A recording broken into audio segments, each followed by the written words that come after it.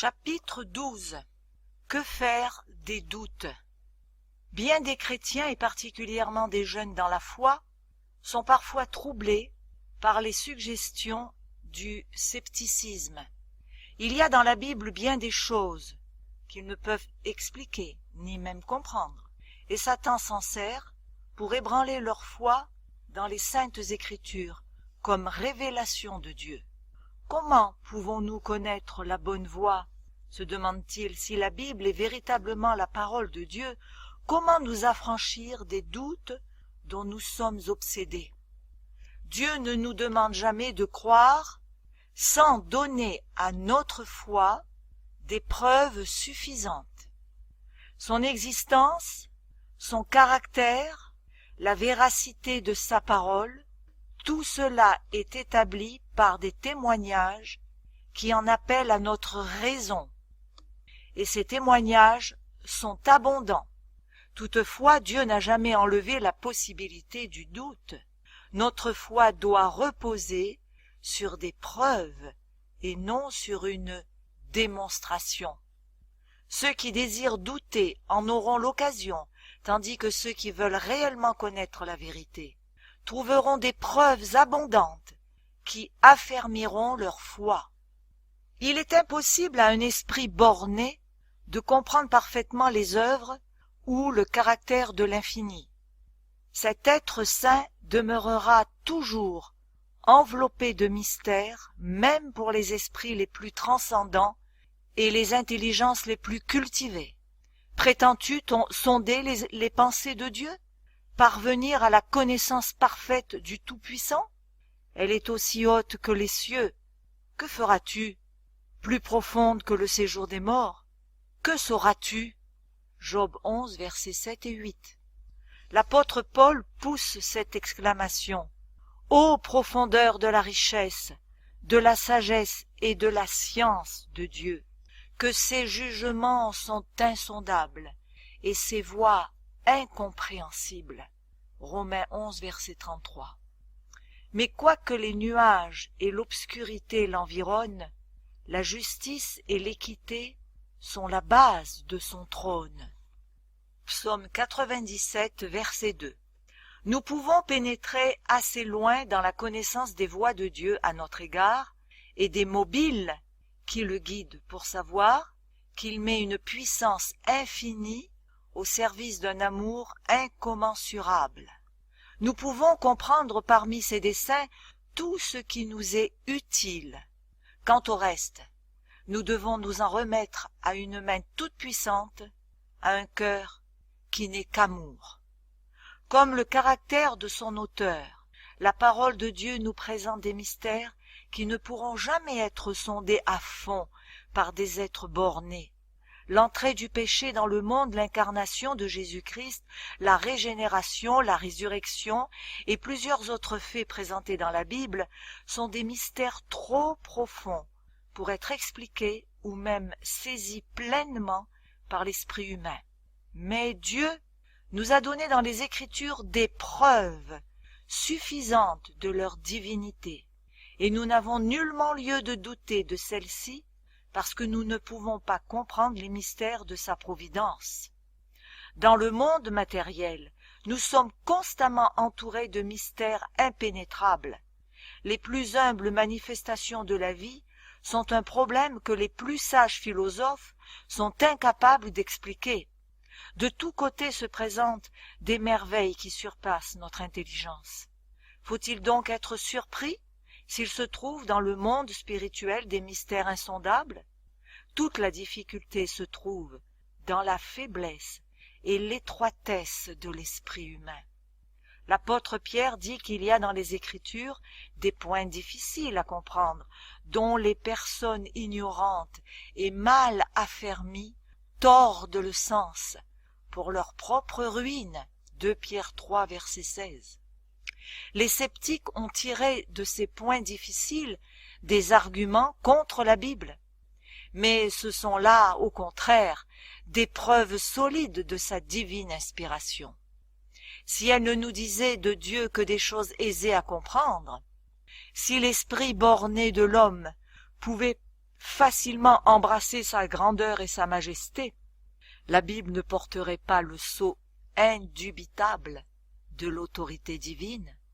La grandeur même et le mystère des thèmes qui y sont traités devraient nous porter à croire qu'elle est la parole de Dieu.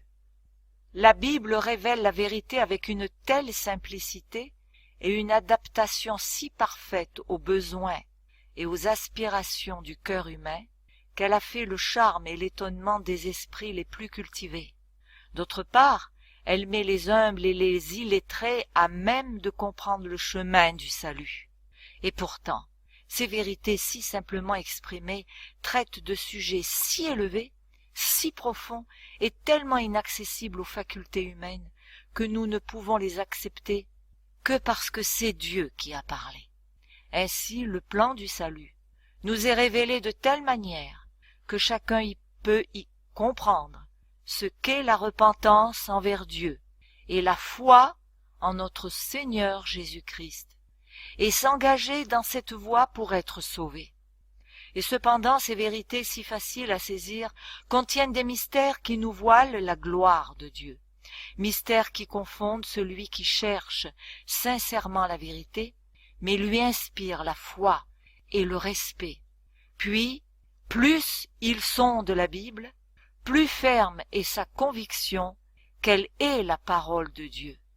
La raison s'incline devant la majesté de la révélation divine.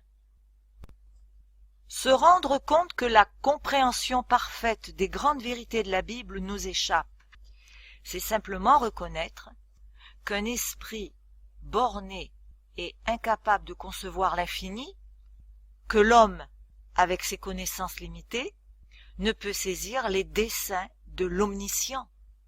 Parce qu'ils n'en peuvent sonder tous les mystères, les sceptiques et les incrédules rejettent la parole de Dieu. Ceux qui professent croire à la Bible ne sont même pas à l'abri de tout danger à cet égard. L'apôtre Paul dit « Prenez garde, frères, que quelqu'un de vous n'ait un cœur mauvais et incrédule, au point de se détourner du Dieu vivant. » Hébreux 3:12. C'est une chose tout à fait légitime que d'étudier attentivement les enseignements de la Bible et de sonder les profondeurs de Dieu, selon 1 Corinthiens 2, verset 10. Si les choses cachées sont à l'Éternel, notre Dieu, les choses révélées sont à nous. Deutéronome 29, verset 29. Mais l'effort de Satan vise à pervertir les facultés d'investigation dont nous sommes doués. À l'étude des vérités de la Bible se mêle un certain orgueil qui pousse à l'impatience et au dépit quand on ne peut pas en expliquer tous les passages d'une manière satisfaisante. Il est trop humiliant de reconnaître qu'on ne comprend pas les paroles inspirées. On ne consent pas à attendre que Dieu juge à propos de nous révéler sa vérité. On a le sentiment qu'on peut comprendre les Écritures par sa propre sagesse, et n'y arrivant pas, on est amené à nier virtuellement leur autorité. Il est vrai que bon nombre de théories et de doctrines, qui sont généralement considérées comme étant tirées de la Bible, n'y trouvent aucun fondement et sont en réalité en opposition avec la teneur générale de ces pages inspirées. Ce fait, qui a été une occasion de doute et de perplexité pour bien des esprits, loin d'être attribuable à la parole de Dieu, est l'œuvre des hommes qui l'ont perverti. S'il était possible à des créatures humaines de parvenir à une parfaite intelligence de Dieu et de ses œuvres, arrivées à ce point, elles n'auraient plus de vérité à découvrir, plus rien à comprendre, plus de progrès à réaliser dans le développement de l'esprit et du cœur. Dieu ne serait plus l'être suprême et l'homme, arrivé aux limites extrêmes de la connaissance et du progrès, cesserait d'avancer. Remercions Dieu de ce qu'il n'en soit pas ainsi. Dieu est infini. En lui sont cachés tous les trésors de la sagesse et de la science. Colossiens 2, 3. Et pendant toute l'éternité, les hommes ne cesseront de chercher et d'apprendre sans jamais épuiser les trésors de sa sagesse, de sa bonté et de sa puissance. Il entre dans les desseins de Dieu que, même en cette vie, sa vérité continue à se dévoiler aux yeux de son Église. Et l'on ne peut obtenir l'intelligence de la parole de Dieu que par l'illumination de l'Esprit qu'il a donné. Personne ne connaît les choses de Dieu si ce n'est l'Esprit de Dieu, car l'Esprit sonde tout, même les profondeurs de Dieu. 1 Corinthiens 2, versets 11 et 10. Le Sauveur a fait cette promesse à ses disciples quand le Consolateur sera venu, l'Esprit de vérité. Il vous conduira dans toute la vérité. Il prendra de ce qui est à moi et vous l'annoncera. Jean 16, versets 13 et 14. Dieu désire que l'homme fasse usage de ses facultés. Plus que toute autre étude, celle de la Bible les fortifiera et les ennoblira. Toutefois, il faut prendre garde de ne pas déifier la raison, qui est sujette aux faiblesses et aux infirmités. Si nous ne voulons pas que les vérités les plus évidentes de la Bible nous soient incompréhensibles, nous devons posséder la simplicité de la foi d'un petit enfant, être prêt à nous laisser instruire et implorer l'assistance du Saint-Esprit, le sentiment de la puissance et de la sagesse de Dieu, aussi bien que celui de notre incapacité à concevoir sa grandeur, devrait nous porter à l'humilité et nous aider à ouvrir sa parole avec les mêmes dispositions d'adoration et de crainte que si nous entrions dans sa présence. Dès qu'elle s'approche de la Bible, la raison humaine reconnaît une autorité supérieure à la sienne. Le cœur et l'intelligence doivent s'incliner devant le grand « Je suis ». Bien des vérités apparemment difficiles ou obscures deviennent claires et simples pour ceux qui cherchent à les comprendre avec humilité. Mais sans le secours du Saint-Esprit, nous sommes toujours enclins à tordre les Écritures et à en donner de fausses interprétations. Beaucoup lisent la Bible sans profit, voire pour leur perte. Quand on ouvre la parole de Dieu sans respect et sans prière, quand les pensées et les affections ne reposent pas sur Dieu ou ne sont pas en harmonie avec sa volonté, l'entendement est bientôt obscurci par le doute et l'étude même de la Bible contribue à fortifier le scepticisme. L'ennemi prend possession de nos pensées et nous suggère de fausses interprétations. Dès qu'un homme, quelque savant qu'il puisse être, perd le désir d'être en harmonie avec la Bible, soit par ses paroles, soit par ses actes, il est condamné à comprendre les Écritures d'une manière erronée, et il faut se défier de ces explications. Le discernement spirituel est refusé à ceux qui étudient la Bible pour y découvrir des erreurs. Leur vision faussée verra des causes de doute et d'incrédulité, là où tout est simple et clair. Qu'on la déguise comme on voudra, dans la plupart des cas, la cause réelle du doute et du scepticisme, c'est l'amour du péché. Les enseignements et les avertissements de la parole de Dieu ne sont pas agréables au cœur orgueilleux et pervers, et ceux qui ont de la répugnance à se conformer à ses exigences sont vite prêts à mettre en doute son autorité. Pour parvenir à la connaissance de la vérité, il faut avoir un désir sincère de la connaître et un cœur disposé à s'y conformer. Ceux qui entreprennent l'étude de la Bible dans ses sentiments trouveront des preuves évidentes et nombreuses de son inspiration divine et saisiront ces vérités qui les rendront sages à salut.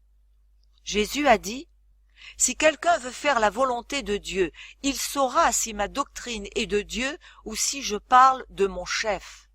Jean 7, verset 17. Au lieu de douter de ce que vous ne comprenez pas ou de discuter, suivez la lumière qui brille déjà sur votre sentier et vous recevrez davantage. Par la grâce de Jésus-Christ, acquittez-vous de tous les devoirs qui vous ont été clairement révélés et vous serez mis à même de comprendre et d'accomplir ceux qui sont actuellement pour vous un sujet de perplexité. Il y a une catégorie de preuves accessibles aux plus ignorants comme aux plus savants. Ce sont celles de l'expérience. Dieu nous invite à éprouver pour nous-mêmes la vérité de sa parole et la certitude de ses promesses. Il nous dit « Sentez et voyez combien l'Éternel est bon » Psaume 34, verset 9. Au lieu de s'en tenir au témoignage d'autrui, il faut l'éprouver soi-même. Dieu dit « Demandez et vous recevrez » Jean 16, 24. Ces promesses s'accompliront. Elles n'ont jamais failli et elles ne failliront jamais. Quand nous nous approcherons de Jésus et que nous nous réjouirons de la plénitude de son amour, nos doutes et les ténèbres qui nous environnent se dissiperont à la lumière de sa présence. L'apôtre Paul dit que Dieu nous a délivrés de la puissance des ténèbres et nous a transportés dans le royaume du Fils de son amour. Colossiens 1, verset 13. Quiconque est passé de la mort à la vie a certifié que Dieu est vrai. Jean 3, verset 33. Il peut dire « J'avais besoin de secours et je l'ai trouvé en Jésus. Il a été pourvu à tous mes besoins. La faim de mon âme a été apaisée. Et maintenant, la Bible est pour moi la révélation de Jésus-Christ. Me demandez-vous pourquoi je crois en Jésus? Parce qu'il est pour moi un divin sauveur. Et pourquoi je crois à la Bible? Parce que j'y ai trouvé la voix de Dieu parlant à mon âme. Nous pouvons avoir en nous-mêmes le témoignage que la Bible est la vérité, que Jésus est le Fils de Dieu. Nous savons que nous ne suivons pas des fables habilement conçues. L'apôtre Pierre exhorte ses frères à croître dans la grâce et dans la connaissance de notre Seigneur Jésus-Christ. 2 Pierre, chapitre 3, verset 18. À mesure que les enfants de Dieu croissent en grâce, ils obtiennent une intelligence de plus en plus claire de sa parole. Ils discernent dans ces pages sacrées des lumières et des vérités toujours nouvelles. C'est l'expérience qu'a pu faire l'Église de Jésus-Christ de tous les temps, et c'est celle qu'elle fera jusqu'à la fin. Le sentier des justes est comme la lumière resplendissante, dont l'éclat va croissant jusqu'au milieu du jour. Proverbe 4, 18. Par la foi, nous pouvons plonger nos regards dans l'avenir et compter sur le moment béni où, selon les promesses de Dieu, nous connaîtrons un développement constant de notre intelligence. Les facultés humaines seront alors unies à la sagesse divine et toutes les puissances de notre être mises en contact direct avec la source de la lumière. Nous pouvons nous réjouir à la pensée que tout ce qui, dans les voies de Dieu, nous a angoissés ici-bas sera alors éclairci.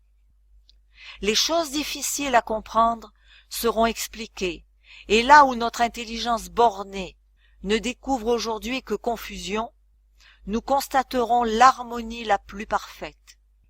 Aujourd'hui, nous voyons au moyen d'un miroir, d'une manière obscure, mais alors, nous verrons face à face. Aujourd'hui, je connais en partie, mais alors, je connaîtrai comme j'ai été connu. 1 Corinthiens 13, verset 12.